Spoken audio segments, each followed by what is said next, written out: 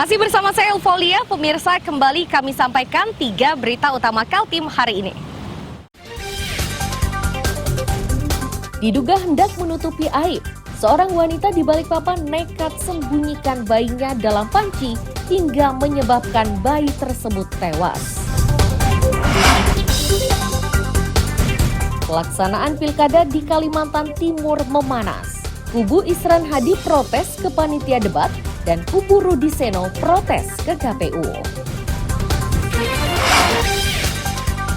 Peserta didik di perbatasan Indonesia-Malaysia mulai menikmati makan gratis bergizi di sekolah.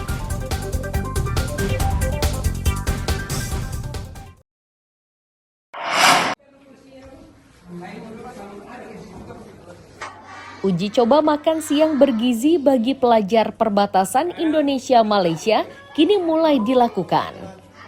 Sasaran pertamanya adalah pelajar mulai dari sekolah dasar, menengah pertama, dan sekolah luar biasa.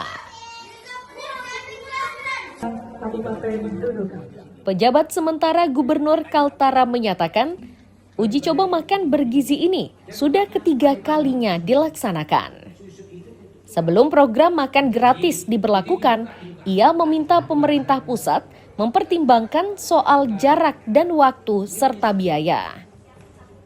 Salah satunya adalah biaya operasional, terutama untuk daerah pedalaman termasuk perbatasan. Karena bayi dikandung itu, di rahim ibunya itu cuma menganggarkan 15.000. Sementara di sini, tadi saya tanya kalau di kota Nunukan ini masih bisa 20.000. Tapi kalau di Krayan kayaknya nggak mungkin lagi 20.000 kan? Itu. Tentu ada perbedaan. Itulah nanti kita laporkan bagaimana solusi terhadap kekurangan dana ini kan gitu.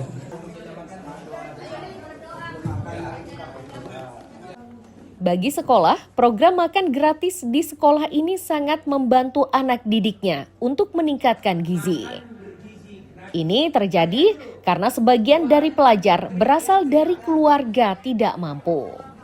Para pelajar pun mengaku senang setelah mendapatkan makanan bergizi secara gratis. Kalau dibandingkan dengan lauk yang di rumah dengan yang dikasih di sekolah kemarin, itu menurut Fajar enakan yang mana? Di sekolah. Enakan yang di sekolah ya, yang dibagikan kemarin ya? Ya. Senang dapat makanan bergizi gratis Fajar? Ya. Senang. Adanya program makan gratis ini sangat membantu siswa kami, karena mana di wilayah SD 006 ini begitu banyak siswa-siswa kami yang ekonominya sangat rendah.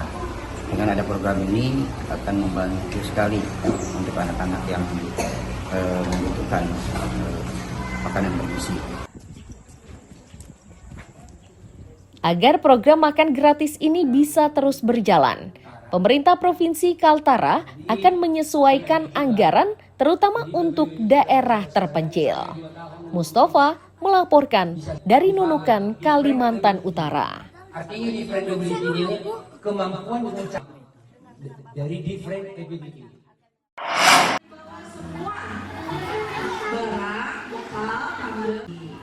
Pelajar di salah satu sekolah di Balikpapan ini harus mengikuti kegiatan belajar di halaman sekolah pada Selasa pagi. Ini dilakukan untuk mendapatkan suasana baru dalam belajar sekaligus untuk merayakan Hari Anak Sedunia. Kepala Dinas Pemberdayaan Perlindungan Perempuan dan Anak menilai kegiatan seperti ini sangat diperlukan. Selain untuk memberi suasana berbeda, belajar di luar ruangan juga akan memberi kesempatan kepada anak-anak untuk mengenal lingkungan sekitarnya. Kita siap ke lapangan. Yang di bawah. Kita supaya anak-anak tuh paling tidak untuk mengenal lingkungannya. Jadi tidak di dalam kelas itu ya harus dimonoton di dalam kelas. Jadi dengan keluar dia bisa mengembangkan imajinasinya, kemudian dia bisa bersosialisasi kepada teman-temannya, kemudian dia bisa meningkatkan komunikasi. Yang tadinya hanya duduk saja di kelas mendengarkan guru, tapi sekarang mereka saling satu sama lain saling berbagi cerita atau apa, jadi meningkatkan komunikasi mereka sehingga mereka merasa sekolah adalah bagian daripada proses belajar mereka. Tidak hanya pelajar umum, kegiatan belajar di luar ruangan juga dirasakan oleh murid sekolah dasar termasuk anak berkebutuhan khusus. Mereka menilai langkah ini sangat positif untuk mendorong kreasi peserta didik.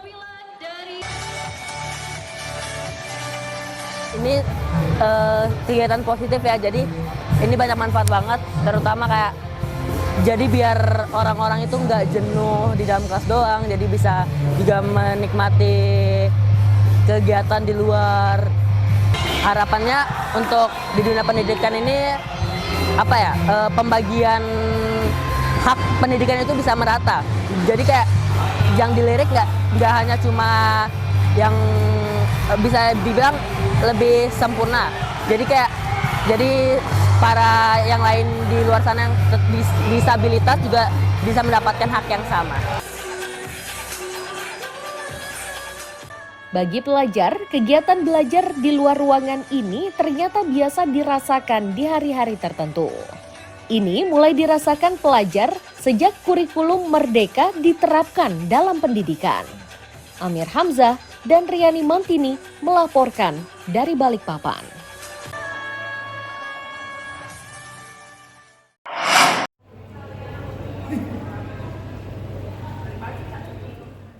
Satu demi satu aparatur sipil negara di lingkungan pemerintah Provinsi Kaltara harus menjalani tes urin.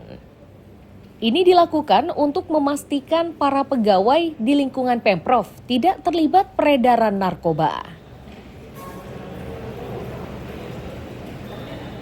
Pelaksana tugas Kepala Kesbang Pol menyatakan, tes urin awalnya dilakukan kepada pejabat eselon.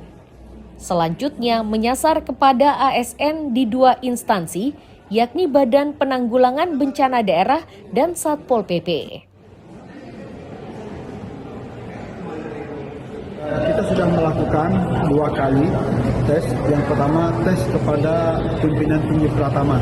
Pimpinan tinggi Pratama ini kepada pejabat seluruhnya sudah, kalau tidak salah masih ada 4 orang yang belum. Nanti kita akan WA untuk bisa memanggil dan memastikan mereka hadir. Yang kedua sudah dilaksanakan kepada pejabat eselon 3, pejabat eselon 4, dan khusus kepada 2 OPD, yaitu OPD Badan Penanggulangan Bencana dan satunya ini adalah Satpol PP. Kepala Badan Narkotika Nasional Provinsi Kaltara menegaskan aturan penyalahgunaan peredaran narkoba sudah jelas. Sedangkan untuk sanksi di lingkungan aparatur sipil negara sepenuhnya diserahkan kepada pemerintah daerah. Guna sesuai dengan pasal 54 Undang-Undang 35 2009 tentang narkotika, itu bagi pengguna dan pecandu narkotika itu wajib mendapatkan rehabilitasi. Ya, itu dari undang-undang. Tapi nanti kalau bisa ditemukan di ASN, nah itu kembali lagi pada pemerintah daerah, mungkin ada sanksi yang akan diterapkan terhadap yang bersangkutan. Dari upaya yang dilakukan, petugas belum mendapati pegawai yang terindikasi mengonsumsi narkoba. Mustafa melaporkan dari Bulungan, Kalimantan Utara.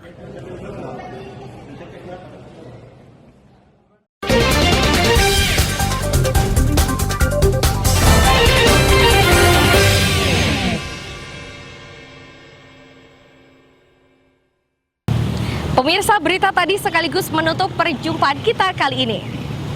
Akhirnya saya Ulfolia dan tim redaksi yang bertugas mengucapkan terima kasih atas perhatian Anda. Selamat pagi, selamat beraktivitas, sampai jumpa.